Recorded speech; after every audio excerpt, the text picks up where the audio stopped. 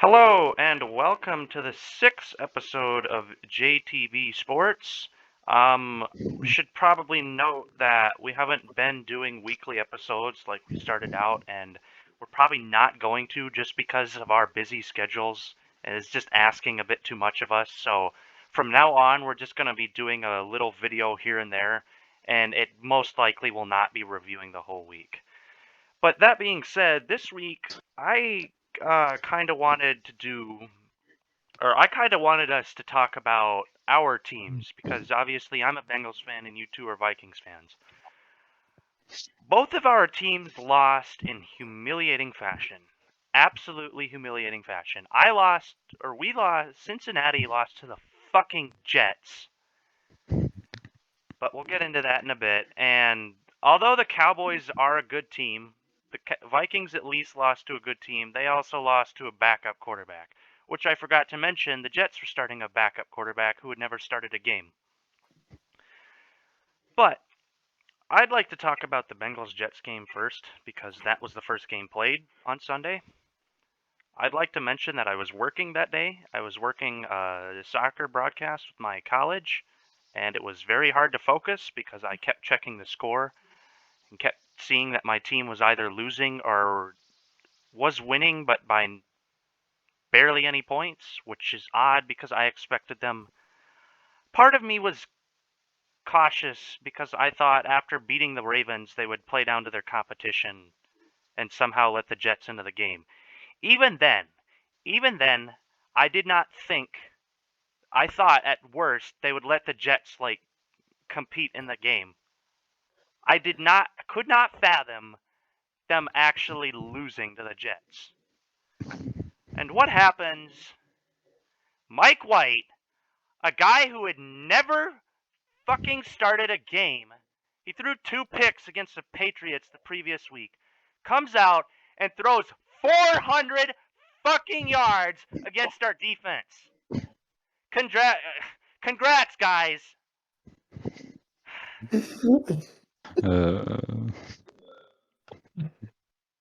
I mean, I don't know. The offense is. That's not to say the offense is completely scot-free in this situation either, because the receivers were constantly running the wrong route.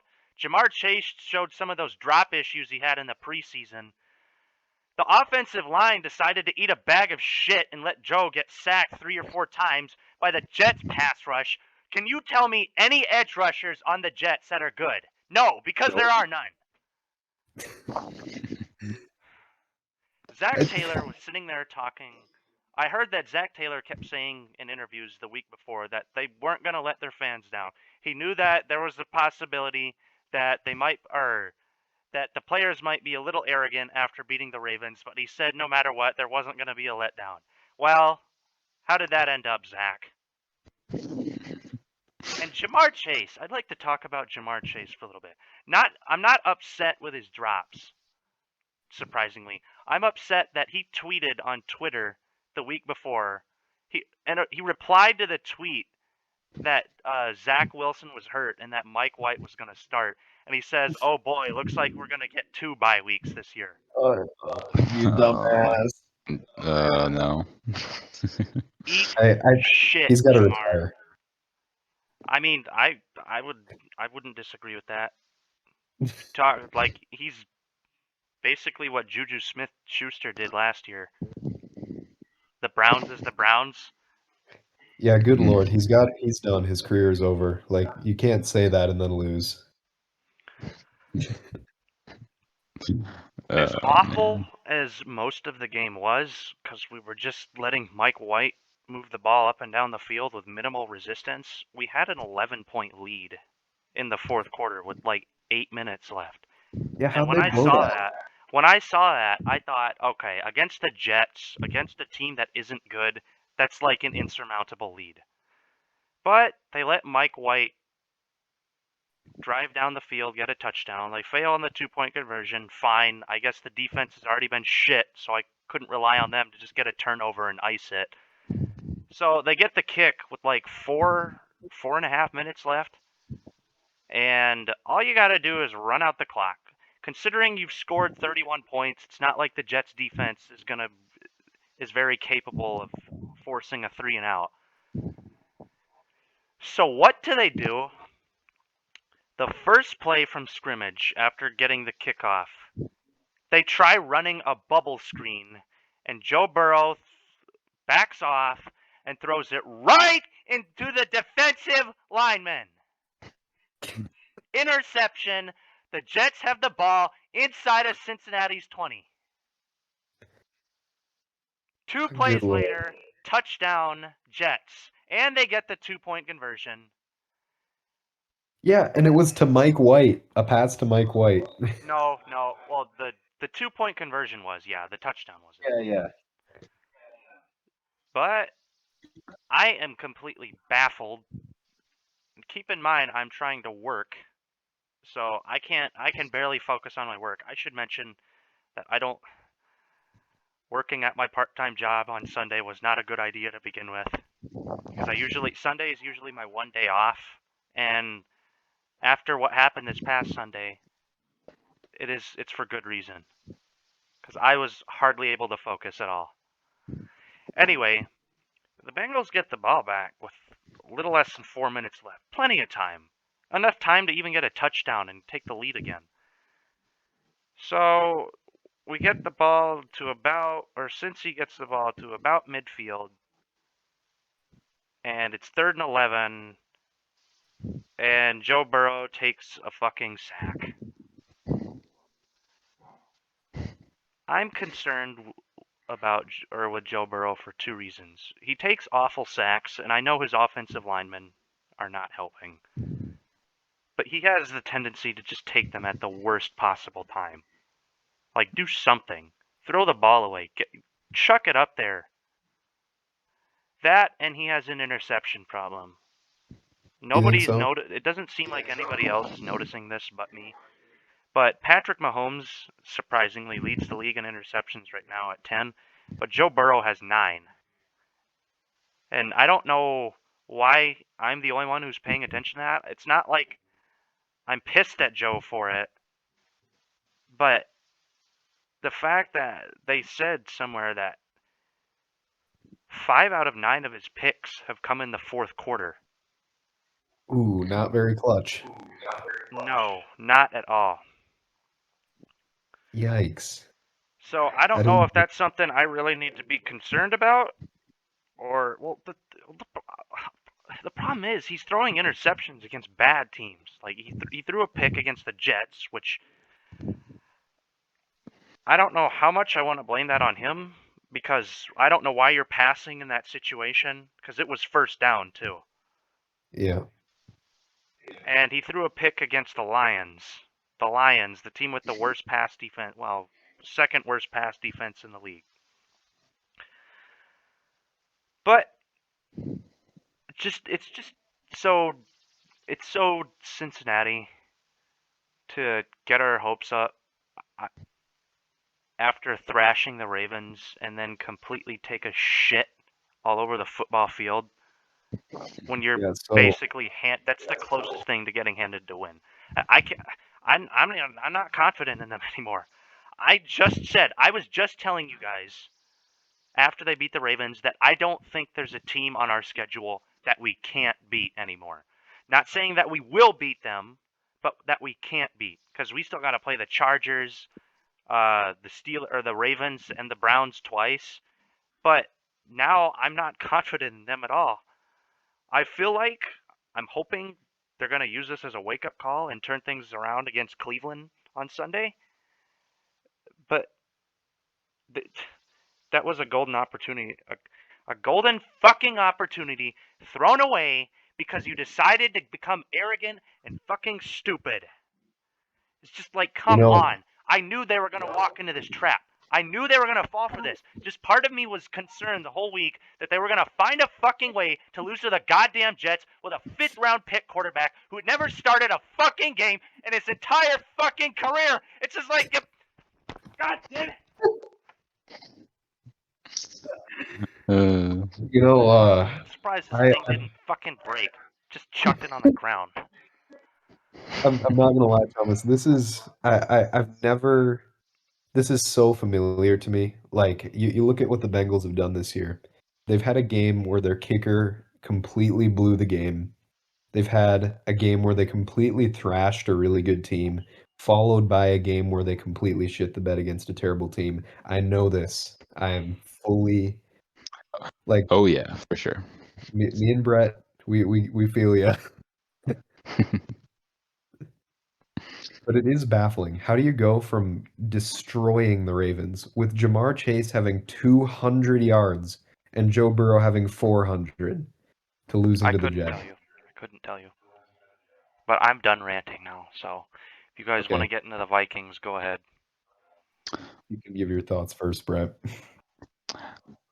Oh boy, I don't know. I'll let you go first, Jay, because I'm kind of collecting more stuff I want to talk about as I'm sitting here. So you Don't can go hold back, first. Jay. Don't hold, be like me. Do not hold back. So, first of all, I just want to say that I am not in the slightest surprised. Not even a little bit am I surprised by this. But I am disgusted. I I say I'm not surprised, but I'm still gonna say I cannot believe how much of an embarrassment this team is just every damn year. I don't understand it.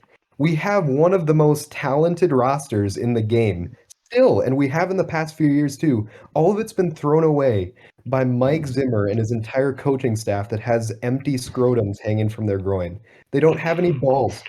They I cannot like this is unbelievable to me. What do you do?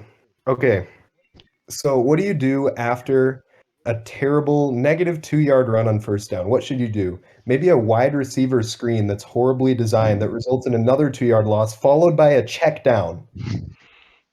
That we did something like that like 4 times over in this game. I cannot believe it. And when you have Kirk Cousins in the presser complaining about this. Kirk check down Cousins is complaining about this. There is something wrong. Zimmer, look yourself in the mirror. I look, I know Zimmer isn't directly calling the plays, but this man has influence on the offense. I we are the most conservative team in the world. We have Justin Jefferson, Adam Thielen, Dalvin Cook. We have Kirk Cousins. He's been a Pro Bowl quarterback. He's playing out of his mind this year. What is going on? Jefferson had like what, 2 catches? Why do we refuse to use this man? What? Okay. Were you Also, that Mike scared of Zim Trevon Diggs? I'm sorry for yeah, interrupting. Trayvon Diggs has been burned all year. He just has a lot of picks. Now, let's talk about Zimmer's precious damn defense, okay? This is his pride and joy. He takes like 50 cornerbacks every draft. And ever since that NFC Championship, it has been dog shit. This defense has been terrible. You used to be able to say, well, Zimmer's a little old-fashioned, but at least he has a good defense. No, look at the past 3 seasons. They've been absolutely atrocious. It like what is this man good for anymore? Like what can we say about Zimmer? Does he do anything? He just gets in the press conference after every game and goes, yeah, we didn't play so good. We got to be a little bit more consistent." No shit. No fucking shit, dude. Oh my gosh. And then he pulls the "I for Gore" skull emoji meme. They ask him what the hell happened with the timeouts. How do you get a delay of game on defense? How is that possible? This man called Um, a timeout and called another one right after, and in the press conference says, "Oh yeah, that was my bad. I forgot. I How do forgot you skull forget emoji." how many timeouts you have? He uh, called 2 in a row. He forgot he called one. That's like Brady last year when he forgot it was fourth down. That's Oh my gosh. unbelievable it's incompetence or gross it's incom incompetence. yeah. This man is a dinosaur. He has to be like 800 years old. Clean house. Kubiak, get him out. Zimmer, get him out. I am so sick of this. And you're wasting Kirk Cousins' good season right now. He's finally like playing really well. What are you doing? We're 3-4. We lost to a backup quarterback. They practically handed us to a win. They handed us a win. They're like, Vikings, you're in your home stadium. You got your crowd roaring. We're gonna throw in a backup QB who I'm pretty sure also had never started a game in the NFL, by the way. And we lose. How? All right, I'm done. All right. So obviously, this isn't anything new for Vikings fans to experience. This utter disappointment, this incompetence. Um, this whole season has just been a very, very frustrating season to to witness because, like Jay alluded to, we have one of the most talented rosters in the league, at least with as far as weapons go on both sides of the ball. And all these games this year, they've been heartbreak after heartbreak after heartbreak, just on the edge of your seats, clenching your buttholes. Just these games, every game, it's been close, and you swear you're gonna have a heart attack every time you watch the fucking Vikings play a game. But so obviously, and going into this game, I wasn't expecting. I was of course expecting kind of more of the same. It would be a close game decided by the last possession, and it was just going to be a very sad and frustrating thing to witness. And sure enough, it was because like hours before the game, there's news that Dak Prescott's not going to play. So then it'd be Cooper Rush making his first NFL start. So that's kind of got to give your team a little bit more confidence that okay, this is a backup quarterback. We can make him uncomfortable. We're in our home on our home turf. Um, I mean, despite it being a shit show of a game, the Vikings did scrape out of Carolina with a win. Then they had their bye week. So you think that they'd be prepared to handle this kind of game, Sunday night football, Halloween night, and the ineptitude of the play calling by this fucking team is just baffling. Like the 3rd and 20 like draw plays, the checkdowns by Kirk, the 1 for 13 on third down. We were 1 for 13 on third down conversions that game. I'd just like to mention that towards the end, when the Cowboys were going to score that game-winning touchdown, how I was watching the highlights and I'm pretty sure Rush, I can't remember if it was a handoff, but I think it was a check down or a screen to Zeke Elliott. And if they weren't going to get this first down, they would have had to kick the field goal to tie. They weren't going to go for it. But Yeah. like 4 or 5 Vikings defenders just slid right off him. Like Oh my God. pathetic. Oh yeah. That's pathetic. That is absolutely pathetic. Zeke versus 5 Vikings fans equals a first down, evidently. That was the same drive where Zimmer called back-to-back timeouts. We got the fucking delay of game on defense. Oh my God. I just said 5 Vikings fans, by the way. I meant defenders. But yeah, I swear Zimmer did that too when with the Browns game. I want to say when the one we went to. I swear in like the third quarter he did that too. I remember the referee announcing that we got penalized because we called back-to-back timeouts. Is he losing his mind? Awful clock management. He is fucking terrible with clock management. It is, oh man. And Rick, okay, can you so talk about that final drive, the 51-second drill. Oh my God. That was one of the saddest, most pathetic things I've seen in my entire life. Was I it surprised? was. No. No, not surprised at all. So obviously, yeah, the Vikings, they choke. They give up the lead. They give up the lead again. They have around 55, 52 seconds left to march down the field and get the game-winning touchdown with 2 timeouts, I think. And they just shit the bed. Yeah, I was gonna say, I remember a check down and a sack. That's what I remember. I think there was 2 check down throws that Kirk made where both times the receiver couldn't get out of bounds, so they were tackled in bounds. That's right, yeah. Conklin the only Cook. point of throwing a check down is to get out of bounds in that situation. Otherwise, it's actually better to throw an incomplete pass. Because at least you save time that way. 4 yards is better.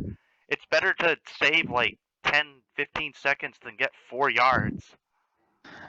Yeah, and I can't recall exactly what happened play for play. I just know obviously it was a complete mess.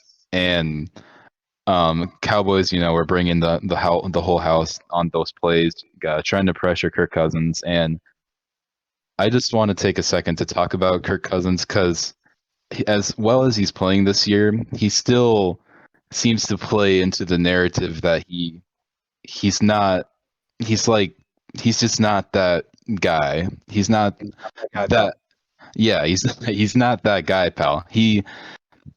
People like to bring up how he's overpaid, that big ass, fully guaranteed contract. He can't play well in primetime games, all that. And yeah, it's stupid stuff when the Vikings were playing well and Cousins was getting us wins. It was annoying seeing that stuff, and it was good to see Kirk proving the doubters wrong in that way. But he just and this is where I want to also blame Zimmer and this whole coaching staff as well, where they have just completely seemed to destroy Kirk's confidence. Because after the game, we have all these quotes and comments from the players and coaches, and Zimmer, Cousins was asked about our our terrible 2-minute offense before half, where we have the ball, where we have a chance to go downfield and at least get some points before going into halftime.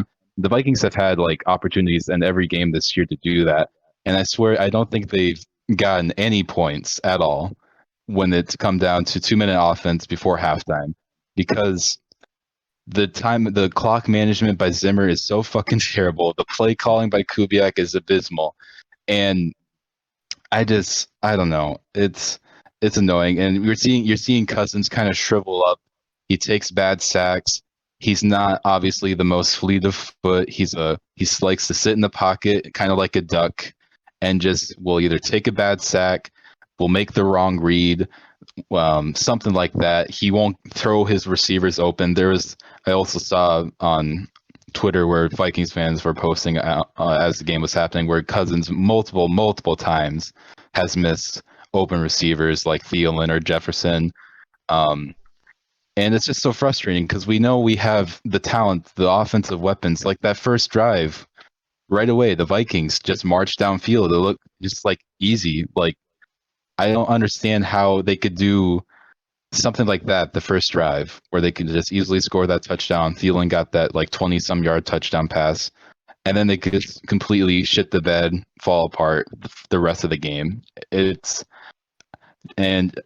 To go back to what you were saying, Jay, yeah, I'm in complete agreement that the Vikings have to clean house. Zimmer's got to go.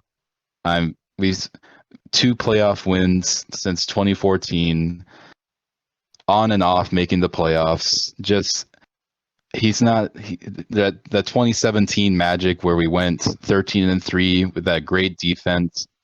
Ever since, like you said, the championship game, that defense has just been complete shit. Zimmer's got to go. We need to clean house and just restart, because I'm tired of this bullshit. It's frustrating. And I'll add a few more things. When somebody hears 2 playoff wins since 2014 and on and off in the playoffs, you might think, "Oh, that's pretty good." Not with the roster that this man has had. He should be doing much better. I don't understand it. Now, Kind of like second, a Marvin Lewis situation. yeah, Well, not nearly as bad as Marvin Lewis, but to have how many talented rosters, how many good years, and to not be able to get a single playoff win out of it, that's inexcusable. yeah, And you can't blame anybody but the coach in that situation, because when the roster's that talented and you can't find ways to win in the postseason, then that's on the coach. You can't really blame anybody but the coach. Now, one more thing I'd like to say about Zimmer. I swear this man is trying to run down the clock the instant we get a lead. First quarter touchdown, all right, let's run down the Yeah, clock. that's way too conservative, especially with today's NFL. Yep, it's 7-0 at It's 7-0 at the start of the second half. All right, guys, we're gonna run out this entire half. That's what we're gonna Is do. that why you think they scored virtually no points after getting that touchdown? Yes, let me throw a stat at you. I'm pretty sure I heard from Brett, so he'll have to correct me if I'm wrong. In 5 out of our 7 games, we don't have a second half touchdown. Oh my god. Yeah, that's correct. Yeah. Oh, that's terrible. You can't win games like that. Oh. Even with the best like some of the. If you had the best defense in the league, you still couldn't win that way. Not in today's NFL. It's insane to me. I don't really have much else to say. All right, so more things I just wanted to bring up that I found while we were talking. So there's a great quote um, from Cousins after the game where so the Vikings, when I was talking about how bad their fucking 2-minute offense is when in the first half, the Vikings just let 20 seconds ran off the clock with a timeout. They didn't even try anymore. They just like gave up. And so Cousins after the game says he just lets Zimmer handles the timeouts because he doesn't quite know what he wants to do with that. So imagine your quarterback just doesn't even have the confidence himself to call a timeout because he's worried that the coaches will, shoot his ass out or something like that.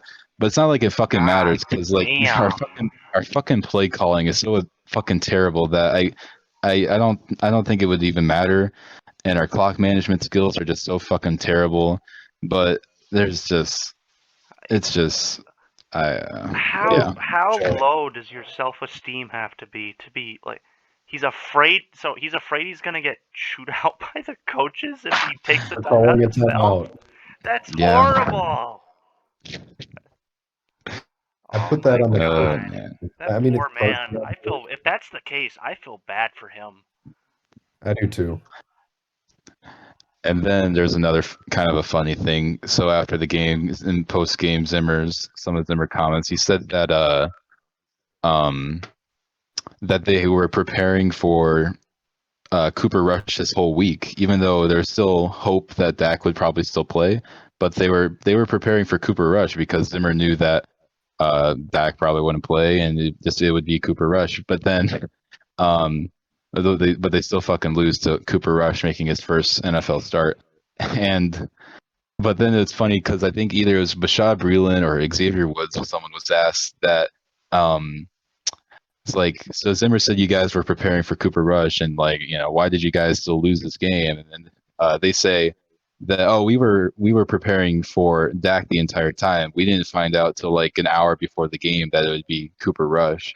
So they were just kind of playing straight up defense basically, because you can kind of tell that the Cowboys receivers, like both fucking Amari and CD, both had over like 100 yards receiving, and like the Vikings were playing so fucking soft in the zone and their zone coverage schemes that just anything underneath they would get.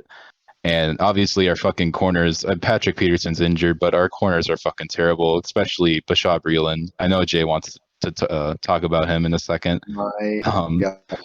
Yeah, I'll let you but finish. But yeah, I like the defense. It's going all back to fucking fires them and clean house. Like this defense is not good anymore. Our coaching is just ruining the talent on this roster. So I'm just kind of done with the Zimmer era, and I'm ready. I'm just ready to move on. So I'll let you go ahead, Some Jay. truly embarrassing points there, Brett. It's truly embarrassing stuff. I Yeah, just gotta talk about this man, Bashad Breeland. I cannot believe how completely ass this man is at football. He Didn't is you guys unbelievable. trade for him too? I swear to God, Yeah, they traded for him. they yeah. signed him. Oh, yeah. It feels I thought like they we traded traded for him. Hughes, like him and Hughes got No. traded. Okay. No, it was just coincidence that he signed with the Vikings. Hughes was traded for a 7th round pick or something. So Okay. See, I thought he was traded too, but I know so first of all, this man was on the Chiefs. The Chiefs have a terrible defense. They do So now. it's kind of poetic that he came from them. But Bashad Breeland getting penalties or getting absolutely burned every Burned. play. This man can't make a tackle. He's ranked 103rd out of 103 cornerbacks in the league. He is Damn. starting. And This he's man the starting finally. corner. Yes, he's the starting corner. This man's our Eli Apple. He tweets when they think you're not dependable, you show them all that you all they need. Big time players make big time plays in big time games. Big game week, let's go. Yeah, for He the tweets that. offense. You make big time plays for the offense, Mr. Breland. When they think you're not dependable, you show them you all they need. Yeah, you're all the opposing offense needs. Yeah. And I was bitching that Cincinnati still has Eli Apple in the starting line. Okay, so I should correct myself. Eli Apple is the third corner on the depth chart. Our first two are Mike Hilton and Chidobe Awuzie. The only reason Eli Apple is the third corner or is that high is because Trey Waynes is constantly hurt. Trey Waynes is supposed to be the third corner on the depth chart, but we're evidently forced to keep starting. Personally, we have some younger corners on our roster that I would prefer see play more than Eli Apple, but I guess we just keep starting Eli Apple for some reason. And it makes me think, watching that Jets game towards the end, I think it was on that 2-point conversion. Eli Apple was the one who blew the coverage on that play. That pass to the quarterback. Eli It's Apple fine. can't even cover a fucking quarterback. That's pretty sad. Thank Let's God it's only a 1-year contract, but Jesus. knowing the way Cincinnati is, they'll fucking give him a 2-3 year extension. Okay, Eli Apple. Okay, I think I was wrong. Eli Apple actually has a lower grade than Bashad Breeland, barely. Makes sense. Makes sense. At least though, he's not like the starting two corners. At least Yep. he's not that. At least we have Mike Hilton and Chidobe Awuzie. And Trey Waynes is constantly hurt. I honestly would prefer we just cut him and the following draft another corner because Trey Waynes has been a massive bust of a signing. That must be like a Vikings curse or something as well, because like Xavier Rhodes was always injured for us, and now Patrick Peterson's injured, and last year Dantzler was injured for a little bit. So we've always had like corners who've been injured. So Trey Waynes must have brought that with him to Cincy. So Well, I guess the thing is, Trey Waynes isn't terrible. Like I've only seen him in 2 games, and he hasn't been great. But mhm. I mean, he's a massive upgrade over Eli Apple. Yeah. Like any And corner Apple is, will, honestly, any corner is probably an upgrade over him. I don't yeah, know why he's so high on the depth chart, but Uh, man. okay, That's so I found. crazy. Oh, Oh, sorry, sorry. go Go ahead. ahead, Jay. You can No, go I have ahead. nothing important to say. You found something. It was just kind of a more of a correction on what I was saying earlier about I found the exact quote I was trying to find from Zimmer about the preparing for Cooper Rush. He said Zimmer said that they had a lot of film on Cooper Rush. Um, and what then film from preseason games? Like, I'm I actually I don't confused by that. What film? I yeah, they had a lot of film on Cooper Rush. Like, And I mean, then preseason games possibly, but that's not really a good source because you're playing against like a C team defense. I don't yeah, know. I don't know. so that I'm just confused by that. And so then Xavier Woods says that we weren't prepared for Cooper Rush. We were just preparing for Prescott. We kind of thought they were still going to run the same offense, so we just prepared for Prescott all week. We didn't get the word until pregame that it was going to be Rush, so we just prepared. But so all week we prepared for Prescott, and then we just watched a couple of clips of Cooper Rush before the game. That's all the film that this Vikings defense did before this game. Lack It of is just preparation. this lack of preparation, not getting your guys ready. It's terrible. I feel you Okay, there. you can. Cincinnati's defense clearly was not prepared for Mike White. All right, you can Not go giving ahead, up Jay. 400 yards to the air to a guy who never fucking started. And the thing was, I don't know if this is just a fluke performance. I hope it's just a fluke performance. Because Cincinnati's defense, although not great, had been decent throughout the year. They had not given up Cincinnati had not given up 400 yards passing the entire season. Not even to Aaron Rodgers when they played the Their defense Packers. is really good. What? It's really good. Well, Yes, what the fuck was that on Sunday? I And don't know. watching it, it wasn't just coverage busts. It was like tackling, basic fundamentals. They were just missing tackles. They were getting bulldozed by the Jets' rookie running back, which I should mention, the Jets are starting a rookie running back too. Oh yeah, Michael Carter. That dude went off. He had like 32 fantasy points. It was not a good week in fantasy for me either. I lost big time. There. So my 5-game We win all streak lost. has ended. Or my win streak Yeah, has ended. we all lost in fantasy, so just Yeah, a terrible week all around. truly. So yeah, anyway, like you were saying about how Zimmer was talking about film and stuff, he just says shit. He doesn't know what the hell he's talking about. He just says stuff sometimes. But I won't get back into the Vikings. I just want to ask you guys, like, what did you think of this week overall? Horrible. This was a Horrible. horrible week. I mean, there were like very few good things, but the Thursday night game disappointed me massively because I wanted to see the Cardinals win, especially considering the Packers had no wide receivers and Mhm. they lost because AJ Green doesn't know how to run a route properly apparently. That was baffling to me. Yeah, That was this is His, literally I was like after yeah, that play happened. he ran his full route and And they then just just stopped. stopped. What? Like for a guy who's been in the league for 10, 11 years, you should probably know better than that. Yeah, like that's a Anyway, win for the Cardinals if he turns around. But my that God, just about every other team. I mean, I guess you might. This isn't necessarily a bad thing, but almost every team that was supposed to win this week lost. Like the yeah, Buccaneers did. I can't say I was disappointed that the Buccaneers lost. That was kind of funny that Tom Brady threw the game-winning touchdown to the Saints. and then the absolute legend Jameis Winston Is after out for the taking, season, which sucks because he become this like up to this point he's become a really likable player. yeah, this man yeah, had just torn his ACL and was And he was dancing in the dancing. Yep, he was dancing in yeah. the locker room. Was absolutely godlike. Yeah, he's a legend for that. That's the one highlight of the week right there. Uh, But besides that, all of the games I watched were either incredibly boring or just frustrating. No, like nobody could do anything. I I actually started doing homework in the middle of the games because they were that Jeez. bad. You know how bad they've got to be for me to do Yeah, homework? yeah. I can only imagine. Um, and then obviously both of our teams losing in embarrassing fashion. That was pretty terrible. And then my fantasy team scored about 40 less than it was projected. So, Mine too. Mine too. yeah. Didn't help that like two of them got hurt. I made a massive mistake though. So I had the option of this was Sunday, the day of the game. Before the Vikings Cowboys started, I had the option of Amari Cooper, Justin Jefferson. I already had Amari Cooper in the lineup, and I benched him for Justin Jefferson.